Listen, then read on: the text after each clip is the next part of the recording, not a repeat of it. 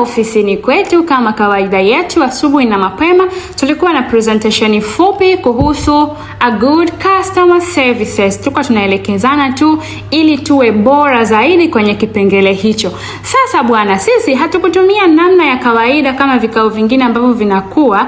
Madam akaamua tufanye nini leo? Tufanye presentation ya maana ya kisasa na kijanja kwa kutumia project. Sasa tukaamua tukatumia project kama unavyoona hapo. Staff wako makini kabisa kusikiliza nini madam wanachozungumza ili kuendelea kujiimarisha kwenye eneo hilo la customer service. Kama unavyoona display ilikuwa nzuri kabisa. Kila mtu anaona point ili kusiwe na malalamiko, mimi sikusikia hichi kitu au sikuona. Kwa hiyo display yetu ilikuwa ni nzuri kwa sababu kitambaa chetu ni kikubwa kabisa, kina nchi 100.